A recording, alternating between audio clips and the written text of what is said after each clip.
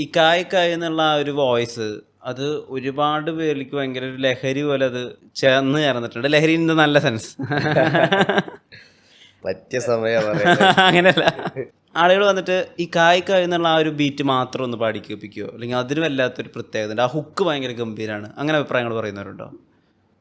അത് ഒരു ടൈപ്പ് ഇതിൽ ഹുക്ക് ഭയങ്കരമായിട്ട് അടിപൊളിയാണ് എന്ന് പറഞ്ഞാൽ പുറത്ത് പോയപ്പോൾ ജോർജിയ പോയ സമയത്ത് അവിടെ കായ് എന്ന് പറഞ്ഞത് യെസ് എന്നല്ലെങ്കിൽ അവിടെ ഡെയിലി ഇപ്പം നമ്മളവിടെ കുറേ യൂസ് ചെയ്യുന്ന കുറേ വാക്കുകളുണ്ടാവില്ല, അതേപോലത്തെ ഒരു വാക്കാണ് കായ് എന്ന് പറഞ്ഞത്. അപ്പോൾ പിന്നെ ഇത് ഓടി ഇറങ്ങിയ സമയത്ത് ഇത് കുറച്ച് വൈറലായി പോയല്ലോ. അപ്പോൾ ആ സൈഡിൽ അതെ കുറച്ചധികം അത് ആ സൈഡിലേക്കൊക്കെ എത്താൻ കാരണം ഇങ്ങനെ ആ വേർഡ് പല സ്ഥലത്ത് പല കാര്യത്തിന് ഉപയോഗിക്കുന്നുണ്ട്, ഈ കായ് കായ് എന്ന് പറഞ്ഞ സാധനം. അപ്പം അങ്ങനെ കുറച്ച് റെസ്പോൺസ് കിട്ടിയിരുന്നു. ആ ഒരു പോർഷൻ അടിപൊളിയാന്നൊക്കെ പറഞ്ഞിട്ട്. പിന്നെ ഈ ദുനിയാവിൽ ആരാണ്ട സൈഡ്, പിന്നെ അതേപോലെ നമ്മുടെ ഒരു English verse God beaches my kitchen, ആ ഒരു സാധനം അത് കുറേ പെർട്ടിക്കുലർ ആൾക്കാർക്ക് ഭയങ്കര ഇതായി എന്നൊക്കെ ഓരോ പോർഷനും ഇങ്ങനെ ആൾക്കാർ പറയും. ബട്ട് കൂടുതൽ ഈ ഒരു ദുനിയാവിൽ ആരാണ്ട ഭയങ്കര ഒരു പവർഫുൾ ആയി എന്നുള്ളൊരു പരിപാടി, അങ്ങനെ കുറേ ഒപ്പീനിയൻസ് ഒക്കെ റെസ്പോൺസ് ഒക്കെ വന്നായിരുന്നു. പിന്നെ കായ് കായ് പൊതുവെ എല്ലാവർക്കും ഓക്കെ നല്ല ബേസ് ഒക്കെ ഉള്ളതുകൊണ്ട് ആ ഒരു അറേഞ്ച്മെന്റ്സ് ഒക്കെ രസമുണ്ട് എന്നൊക്കെ പറഞ്ഞിട്ട്. ഹുക്കായിട്ട് വേണ്ടത് കായ് കായാന്ന് എങ്ങനെയാ തീരുമാനിച്ചത്? ഒരു ഓർമ്മയില്ല സത്യം പറഞ്ഞത്. കാരണം ഞാൻ ഫസ്റ്റ് എഴുതുന്ന ട്രാക്കാ ജീവിതത്തിൽ ആദ്യമായിട്ട് എഴുതണം. ജീവിതത്തിൽ രണ്ടാമത്തെ. ഫസ്റ്റ് ഒരു ട്രാക്ക് നമ്മളൊരു തുടക്കം പോലൊക്കെ ഇങ്ങനെ പരീക്ഷണം എഴുതി. പിന്നെ രണ്ടാമത് എഴുതുന്ന ട്രാക്കാണിത്. പിന്നെ അത് ബൻഡാന എന്ന് പറഞ്ഞ ട്രാക്ക് ഞാൻ എഴുതിയതിനു ശേഷം പിന്നെ ഈ ട്രാക്ക് ഈ എഴുതി വെച്ച് ഞാൻ എടുത്തിട്ട് ഒന്നുകൂടെ ഒന്ന് പണിഞ്ഞ്. അപ്പോൾ എൻ്റെ മനസ്സിൽ ബന്ധാന എന്ന് പറഞ്ഞത് റൈറ്റ് നൗ എന്താണ് റിയാലിറ്റി എന്നുള്ളതായിരുന്നു അന്ന്. ഒരു കുടിക്കണ കഞ്ഞിക്ക് വകയില്ലെങ്കിൽ നമുക്ക് ആ ഒരു ഫാഷൻ എന്നൊക്കെ പറഞ്ഞിട്ടുള്ള ഒരു പരിപാടി. അപ്പം അത് കഴിഞ്ഞിട്ട് ഇങ്ങനെ ആലോചിച്ച് ഇനി കുറച്ചൊരു മാനിഫെസ്റ്റേഷൻ പരിപാടി പിടിക്കാം എന്നുള്ളൊരു സാധനത്തിലാണ് കായ്. പിന്നെ ഞാനത് ആ ഒരു എഴുത്തെടുത്തിട്ട് പിന്നെ ഞാൻ അതിനെ അങ്ങനെയാണ് ട്രീറ്റ് ചെയ്യണത്. അപ്പോൾ തോന്നുന്നത് ആ ഒരു സാധനത്തിൽ തന്നെ തോന്നുന്നത്. ആ ഒരു കായ് നായ് എന്ന് പറഞ്ഞത് കായ് എന്ന് പറഞ്ഞതും സിംപ്ലി ഒരു അൺഎഡ്യൂക്കേറ്റഡ് അല്ലെങ്കിൽ ഭയങ്കര ഇറസ്പോൺസിബിൾ ആളുടെ കയ്യിൽ പൈസ കിട്ടി കഴിഞ്ഞാൽ എന്തൊക്കെ സംഭവിക്കാം, അതാണ് ആ ഒരു. പിന്നെ വരികൾ കുറേയൊക്കെ മെച്ചപ്പെട്ടതും, പിന്നെ കായ് നായി എന്നുള്ളൊരു സാധനം, കയ്യിൽ പൈസ ഉള്ളൊരു നായി എന്നുള്ളൊരു പരിപാടി, അങ്ങനെ തോന്നുന്നുണ്ട് അത് ആ ഒരു സാധനം കിട്ടിയത് എനിക്ക്. ഈ കായ് ഇറങ്ങുന്ന സമയത്ത്, ഓഡിയോ ട്രാക്ക് ഇറങ്ങുന്ന സമയത്ത് ഇതിൻ്റെ വീഡിയോ വന്നാൽ കുറേ കാര്യങ്ങളിലൊക്കെ നിങ്ങൾക്ക് ക്ലാരിറ്റി വരും, ഞാൻ എന്താ ഉദ്ദേശിച്ചത് മനസ്സിലാവും എന്ന് പറഞ്ഞ ഒരു സ്റ്റേറ്റ്മെൻ്റ് ഉണ്ട്. ഇപ്പോൾ ഇറങ്ങിയതിന് ശേഷം നിങ്ങൾ എന്താ ഉദ്ദേശിച്ചത് മനസ്സിലായിട്ടോ, അങ്ങനെ പറയുന്ന റെസ്പോൺസുകൾ കേൾക്കുന്നുണ്ടോ? അതെ, അതായത് ഈ വീഡിയോ മൊത്തത്തിൽ അത് ഭയങ്കരമായിട്ട് നമ്മൾ ഓഡിയോയിൽ കേൾക്കുന്ന പോലെ അത്ര ഭയങ്കര ഒരു വിവാദം ആയില്ല വീഡിയോ വന്നപ്പോൾ. കാരണം നമുക്കത് പിന്നെ അതൊരു വിവാദമാക്കിയിട്ട് അങ്ങനെ വേണമെങ്കിൽ അത് പിന്നെ ഒരു കൃത്രിമ ട്രെൻഡിങ്ങിൽ അല്ലെങ്കിൽ വൈറലാക്കി കൊണ്ടുപോയി വെക്കാം. പക്ഷെ ഞാൻ എന്താണോ ഉദ്ദേശിച്ചത് അത് തന്നെ വെക്കാനായിരുന്നു എനിക്കും താല്പര്യം. ആ ഒരു ചതി എക്സ്പെക്റ്റ് ചെയ്യാത്ത ഒരു ചതിയാണ്.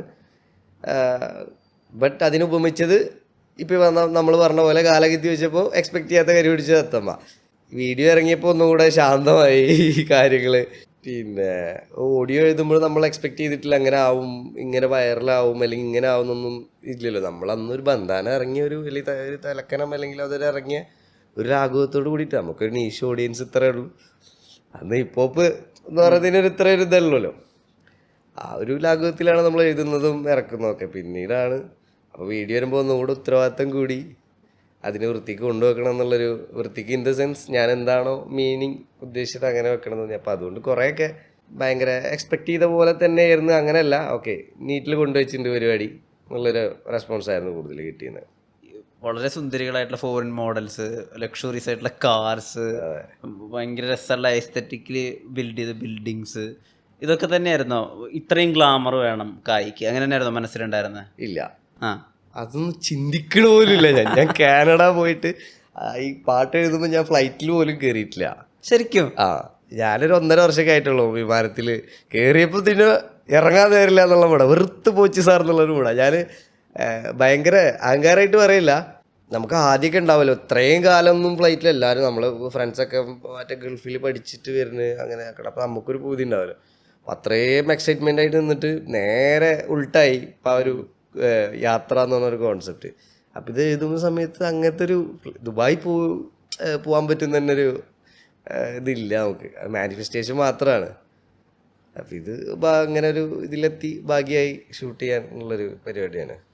ഈ ഇത്രയും ഗ്ലാമർ ശരിക്കും ക്രിയേറ്റീവ് ആയിട്ടുള്ള അതിന്റെ ഒരു കോൺട്രിബ്യൂഷൻ ഉണ്ടല്ലോ ഈ ഗ്ലാമർ സൈഡ്. അത് മൊത്തത്തിൽ ടീം എഫേർട്ടാ, മൊത്തത്തിലൊരു ടീം എഫേർട്ടാണ്. ഇപ്പം ഇതിൻ്റെ ഈ ഒരു ലാസ്റ്റ് പോർഷൻ, ഒരു ക്ലൈമാക്സ് പോർഷൻ ആണെങ്കിൽ എൻ്റെ ഒരു തോട്ട് പരിപാടി ഞാൻ ഓൾറെഡി ഞാൻ പറഞ്ഞല്ലോ എൻ്റെ ഇതിൽ വെച്ചിട്ടുണ്ട്.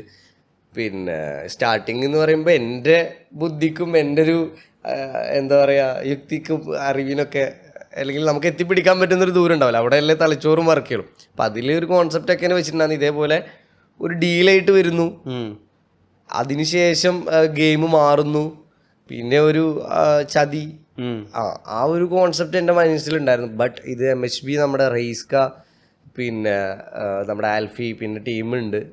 അപ്പോൾ മെയിനായിട്ട് ഇവരെ കോൺട്രിബ്യൂഷൻ ആയിരുന്നു. അത് ഇത്രയും ഒരു ഗ്ലാമറസ് ഇതാക്കിയിട്ട് അവർ തോട്ട്. പിന്നെ അതിൽ ഒരുപാട് ഡീറ്റെയിൽ അവർ ആഡ് ചെയ്തിട്ടുണ്ട്.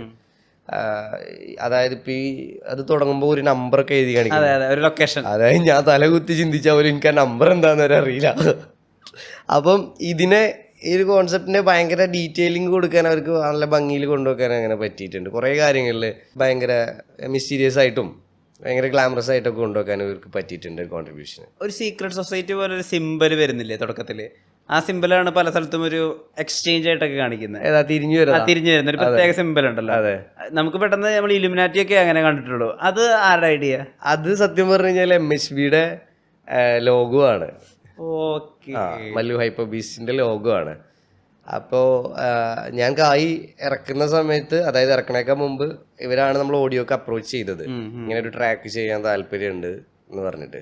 പിന്നീട് അത് നമ്മൾ ഇറക്കുകയും അത് ഇങ്ങനത്തെ ഒരു രീതിയിൽ എത്തിപ്പെടുകയും പിന്നെ നമ്മളാ ഒരു പ്രൊജക്റ്റ് ബിഗ് ആവുകയും ചെയ്തു. പിന്നെ ഓഫ് കോഴ്സ് ഇവരൊക്കെ കാനഡയിൽ തന്നെയാണ് കോൺടാക്ട് ചെയ്യുമ്പോഴും ഓഡിയോക്ക് വേണ്ടിയിട്ട്. അങ്ങനെ അപ്പോൾ അവിടുത്തെ എന്താ പറയുക സോഴ്സസൊക്കെ നമ്മൾ യൂട്ടിലൈസ് ചെയ്തിട്ട്. ഈ കൂടുതലുള്ള ബോഡി ഗാർഡ്സ് ഒക്കെ ആരാ? അവരുടെയൊക്കെ പേരുകൾ ഞാൻ ചോദിച്ചോ? അതൊക്കെ നമ്മുടെ മച്ചന്മാരാണ്. അതിൽ ഒരാൾ നമ്മളവിടെ പോയിട്ട് അവിടെ ബ്രീസ് ചെയ്യുന്നിട്ട് നമ്മുടെ ഹെയർ കട്ട് ചെയ്യണ വെച്ചാനുണ്ട്. ആള് ഇവിടെ അൽബീനിയക്കാരനോ പുറത്തെവിടെയാണ്. അപ്പൊ ആളായിട്ട് ഇവര് അവിടെ ഹെയർ കട്ട് ചെയ്യാൻ പോകുന്നതാണ്. അപ്പൊ നമ്മൾ ഒരാളായിട്ട് പോയിട്ട് കമ്പനി ആവുന്ന ആളുടെ കോണ്ടാക്റ്റിൽ വേറെ മച്ചാനെ പരിചയപ്പെടുന്നത്. മൊത്തത്തിൽ അവിടുത്തെ ഒരു കമ്മ്യൂണിറ്റിയിൽ കുറച്ച് നമുക്കൊരു ഷെയ്ക്കാൻ്റെ ഒക്കെ കൊടുക്കാൻ പറ്റിയ വൃത്തിക്കുള്ളൊരു കോണ്ടാക്ട് കിട്ടി. നല്ല കുറെ ആൾക്കാരെ പരിചയപ്പെട്ടു. ബാക്കി നമ്മുടെ MHBയുടെ പയ്യന്മാരുണ്ടെങ്കിൽ അതേപോലെ അത്ര തന്നെ ഉള്ളൂ. നമ്മുടെ മോഡൽസ് ആരൊക്കെ? അവരുടെ പേരെന്താ? അത് നമ്മൾ ഒരു ഐഡിയ ഇല്ല. അത് അവിടെ പിന്നെ ധാരാളം നമുക്ക് ഈ സ്ട്രിപ്പേഴ്സ്, അതേപോലെ മോഡൽസ്, ഇതൊക്കെ നമുക്ക് ഇവിടുത്തെ പോലെ മറ്റേ അത്രയും ഇതൊക്കെ ചെയ്യുകയും ചെയ്യും എന്നാൽ അതിന് ഒഫൻസീവായിട്ട് കാണുകയും ചെയ്യും. അങ്ങനത്തെ ഒരു കോൺസെപ്റ്റ് അവിടെ ഇല്ല. വളരെ professional. What they are doing അത് അതിനെ വ്യാഖ്യാനിച്ച് വെക്കൊന്നുമില്ല. എന്താണോ അത് ഓക്കെ. റബ്ബർ കച്ചവടം ചെയ്യണ ഞാൻ റബ്ബർ കച്ചവടം ചെയ്യണേ, അതാണ് അവിടുത്തെ കോൺസെപ്റ്റ്. അപ്പൊ നമുക്ക് അതിനൊന്നും വലിയ ബുദ്ധിമുട്ടുണ്ടായിരുന്നില്ല. ഈസി.